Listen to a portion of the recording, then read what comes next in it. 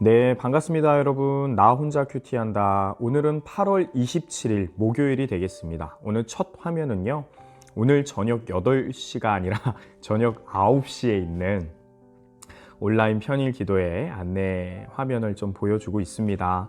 여러분들 각자 자리에서 더 기도하고 싶은 분들, 찬양하고 싶은 분들, 그리고 교회를 사랑하는 마음을 갖고 있는 모든 분들 오셔서 함께 기도하도록 하겠습니다. 9시에 만나도록 할게요.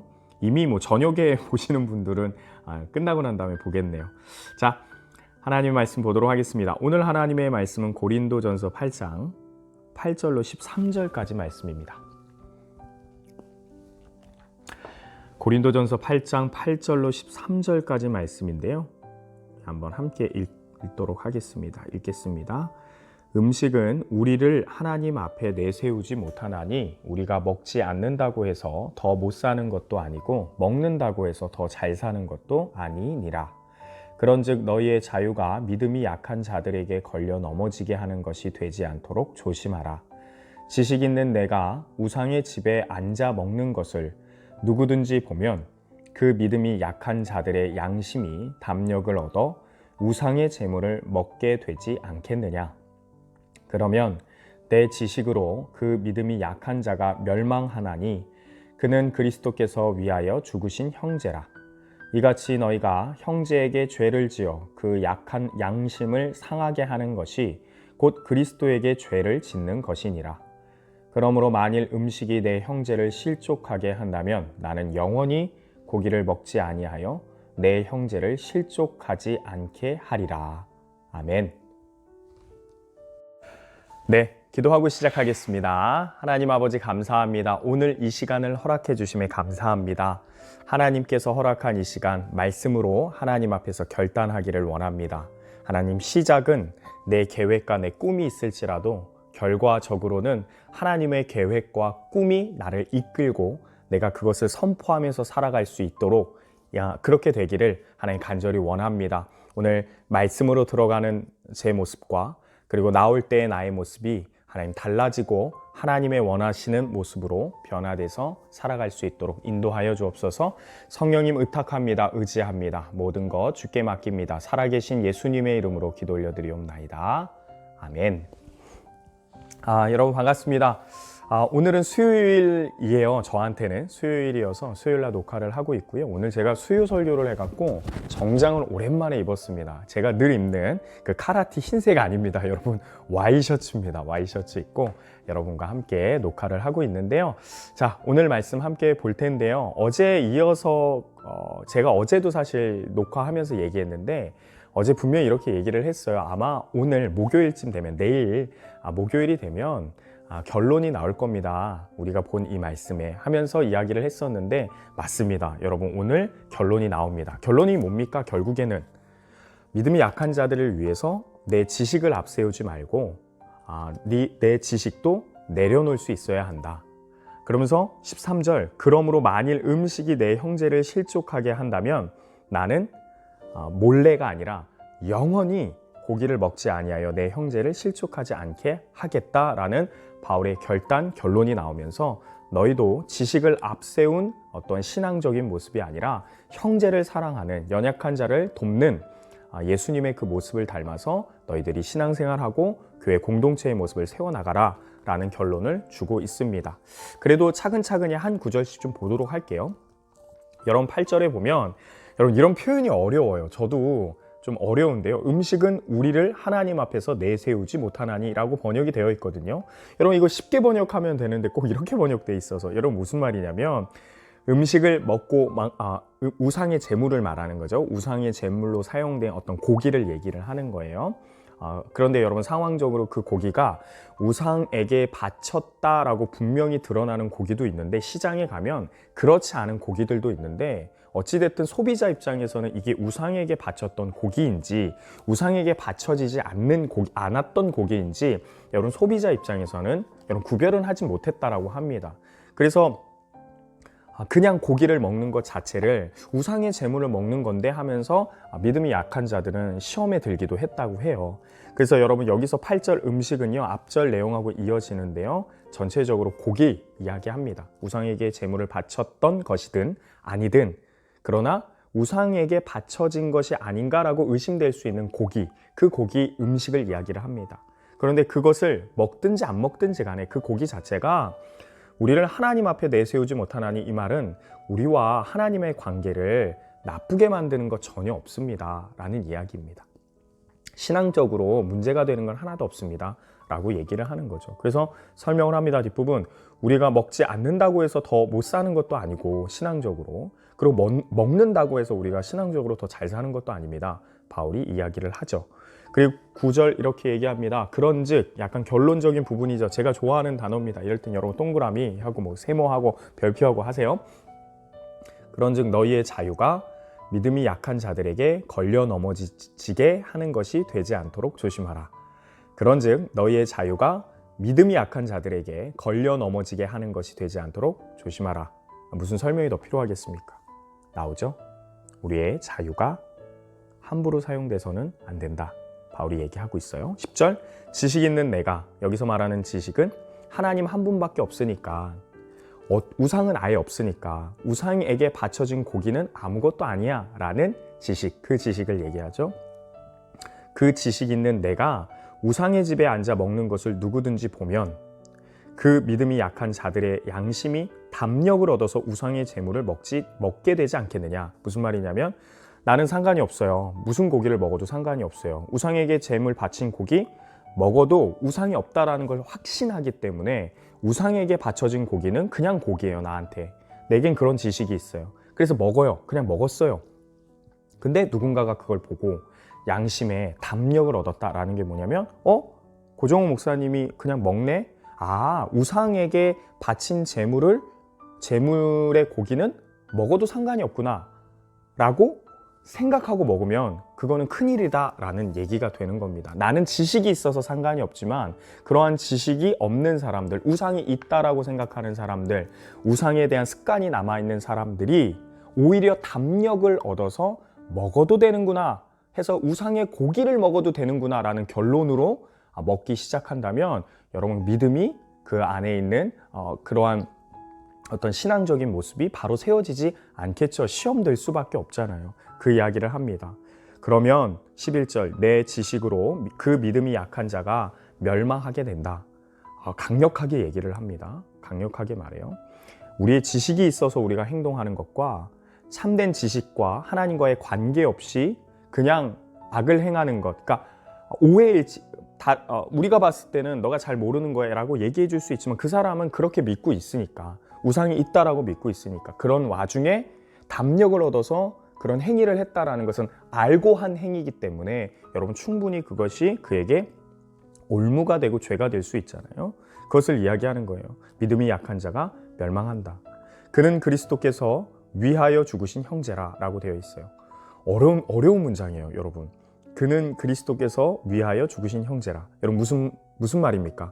여러분 생각할 시간 제가 3초 주겠습니다. 이게 무슨 말입니까? 잘 무슨 말인지 모르겠다 하시면 저와 같은 수준입니다. 저도 이게 무슨 말이지? 그는 그리스도께서 위하여 죽으신 형제라. 그는 그리스도께서 위하여 죽으신 형제라. 제가 옆에 있는 영어를 보면서 좀 도움을 받았습니다. 이게 무슨 말이냐면, 그 형제는, 그 믿음이 약한 형제는 어떤 형제냐? 그리스도께서 그 형제를 위해서 죽으셨다라는 거예요. 그러니까 그리스도께서 핏값, 그리스도께서 희생으로, 그리스도께서 헌신으로 산 형제가 그 형제인데, 그 형제를 멸망하게 하면 되겠느냐, 그 이야기를 하는 거예요. 이같이 너희가 형제에게 죄를 지어, 12절, 그 약한 양심을 상하게 하는 것이 곧 그리스도에게 죄를 짓는 것이라. 왜 그래요?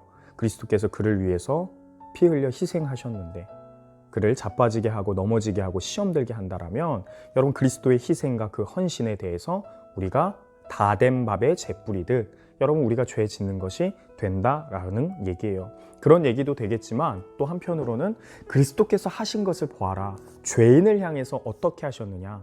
죄인을 위해서 그에게 자비하심으로, 그를 배려하심으로 철저하게 자신을 부인하시고 희생하셔서 그 사람을 살리지 않았느냐?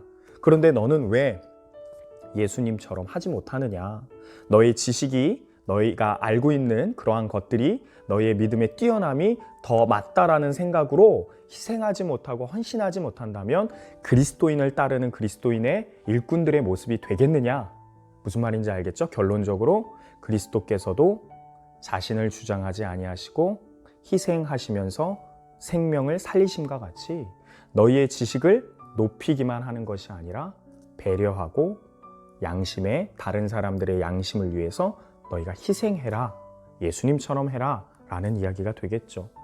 그러면서 바울은 뭐라고 얘기하냐면 13절 아까 읽었던 말씀인데요. 그러므로 만일 음식이 내 형제를 실족하게 한다면 나는 영원히 고기를 먹지 아니하여 내 형제를 실족하지 않게 하겠다. 여러분 보세요. 10절에 보면 우상의 집에 앉아 먹는 것을 누구든지 보면이라고 돼 있어요. 그러니까 그 믿음이 약한 사람이 아니더라도 다른 사람이 볼 수 있어요. 믿음이 강한 사람이 볼 수도 있어요. 그런데 여러분 지금 바울이 무슨 얘기를 하고 싶은 거냐면 13절하고 연결하면 단지 믿음이 약한 사람만 피해서 고기를 먹지 않으면 되겠네? 라는 의미가 아니라 누구든지, 그래서 그게 조금이라도 퍼질 수만 있다면, 그래서 조금이라도 퍼질 여지가 있어서 누군가에게 실망감을 주고 신앙에 약함을 줄 수만 있다면 나는 오히려 숨어서 고기를 먹겠다가 아니라 아예 안 먹겠다. 바울의 결단인 거죠. 바울의 결단. 여러분, 우리의 신앙생활을 좀 돌아볼 수 있는, 그리고 점검해야만 하는 말씀이 되겠습니다. 제가 오늘 이 말씀을 보면서 옆에 이렇게 좀 정리를 했어요.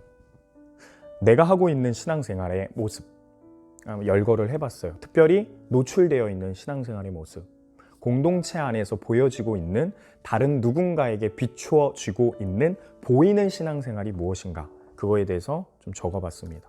기도는 어떻게 하고, 말씀을 읽기는 어떻게 하고, 아니면 뭐 전도는 어떻게 하고, 양육은 어떻게 하는지, 이런 것들을 한번 생각해보고 정리해보았어요. 그러면서 옆에다 다른 사람이 봤을 때 올무가 되거나 시험이 될 만한 것, 그 양심에 불편함을 느낄 수 있을 만한 행동이 무엇이 있을까, 상황이 무엇이 있을까 한번 생각해보고 써보았습니다. 여러분들도 한번 해보면 좋을 것 같아요. 여러분들 보이는 신앙생활, 그리고 그것이 다른 사람의 양심과 다른 사람의 신앙에 불편함을 줄 만한 것이 무엇이 있는가 한번 체크해보고 써보는 게 좋을 것 같아요. 범위를 좀 좁혀볼게요. 여러분들의 이 적용을 위해서 교회 안에서, 대흥교회 안에서 더 범위를 좀 좁혀볼까요? 청년부 예배 시간 안에서, 예배 시간에 나의 어떤 행동이나 신앙의 모습이 다른 사람에겐 혹시나 이러지 않을까? 범위를 한번 좁혀서 생각해 봅시다. 적어보면 좋을 것 같아요. 그리고 더 좁혀볼게요. 여러분들의 목장 모임 안에서, 여러분들의 목장 모임 안에서 나의 신앙의 태도와 모습이 혹여나 올무가 되지는 않는가 한번 체크해보고, 여러분 기도하면 너무 좋을 것 같아요. 아니, 그래야 돼요. 여러분 이 부분을 구체적으로 하나님 앞에 드리고 기도할 때 여러분 변화가 일어나고요. 그로 말미암아 우리는 하나님 앞에서 그리스도를 닮은 신앙인으로 자랄 수 있습니다. 오늘 이 말씀 한번 기억해 봅시다. 그 형제는 그리스도께서 희생하심으로, 죽으심으로 사신 형제라. 그 형제를 위해서 예수님은 피를 흘리셨고 희생하셨고 헌신하셨다. 그런데 너는 왜 그렇게 못하니? 오늘 이 말씀 생각하시면서요, 여러분 하나님 앞에서 하나님이 원하시는 일꾼 되기 위해서 기도하시는 저와 여러분 되기를 소망합니다. 목사님도 그렇게 기도하겠습니다. 여러분 화이팅!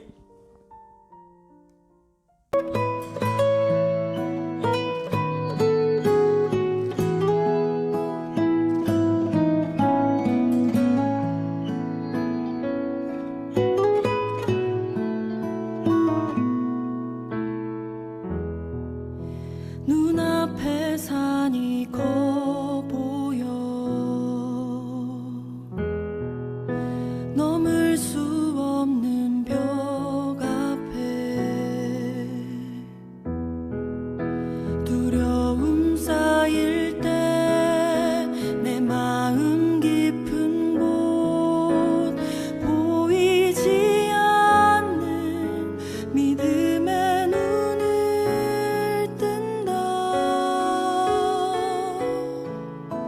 보이지 않는 눈, 믿음의 눈은 보이지 않는 주님을 보게 하네.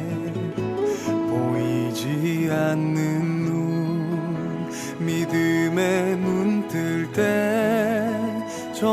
높은 산 위로 믿음의 세상이 펼쳐져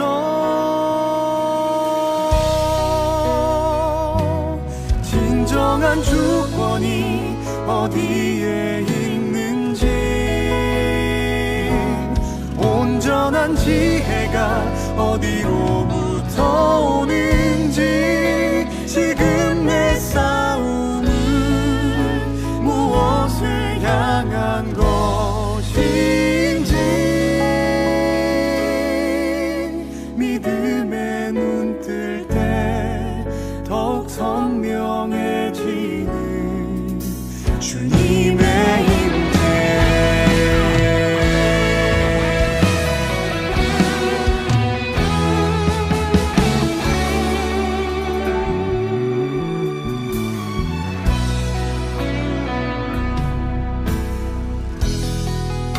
눈앞에 산이 커 보여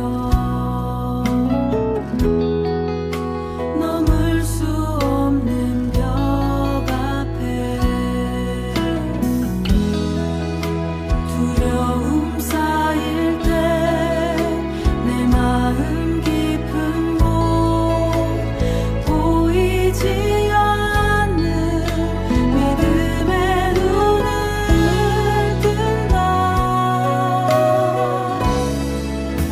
보이지 않는 눈 믿음의 눈은 보이지 않는 주님을 보게 하네 보이지 않는 눈 믿음의 눈 뜰 때 저 높은 산 위로 믿음의 세상이 펼쳐져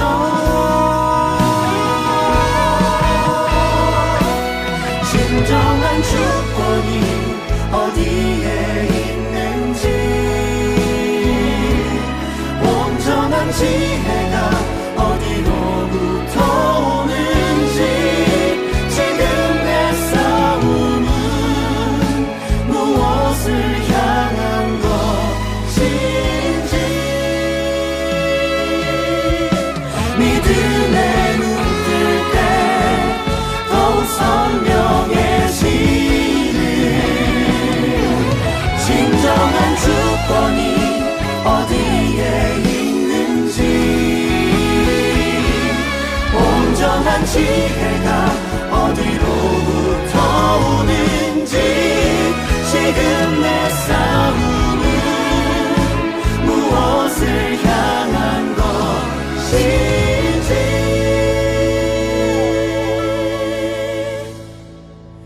믿음의 눈 뜰 때 더욱 선명해지는 주님의 임재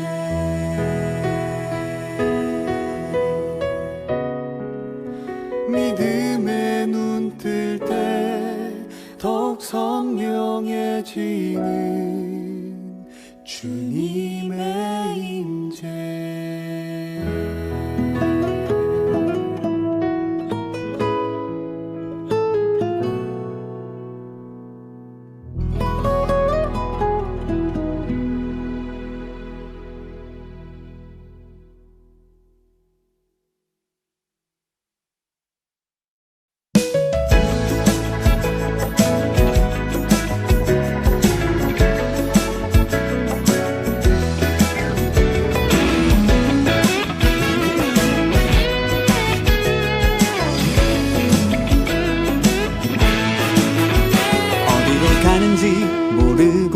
가고 있을 땐 잠깐 멈춰요 stop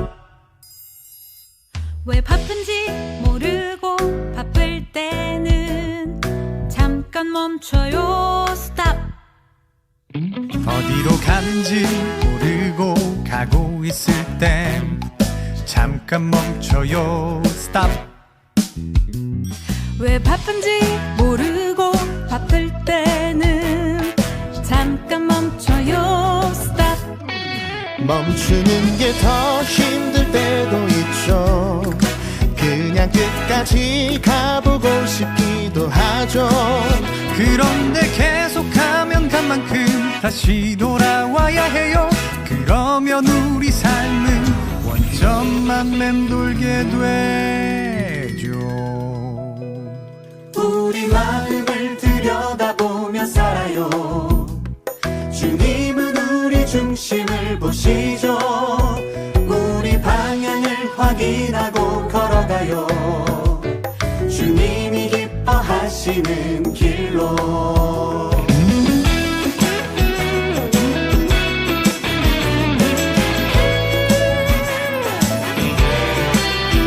어디를 가는지 모르고 가고 있을 때 잠깐 멈춰요. 스탑.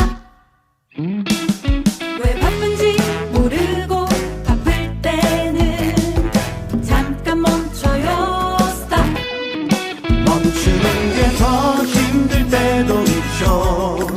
그냥 끝까지 가보고 싶기도 하죠. 그런데 계속하면 간 만큼 다시 돌아와야 해요. 그러면 우리 삶은 원점만 맴돌게 되죠. 우리 마음을 들여다보며 살아요. 주님은 우리 중심을 보시죠. 우리 방향을 확인하고 걸어가요. 주님이 기뻐하시는 길로. 우리 마음을 들여다보며 살아요. 주님은 우리 중심을 보시죠. 우리 방향을 확인하고 걸어가요. 주님이 기뻐하시는 길로. 주님이 기뻐하시는 길로. 주님이 기뻐하시는 길로.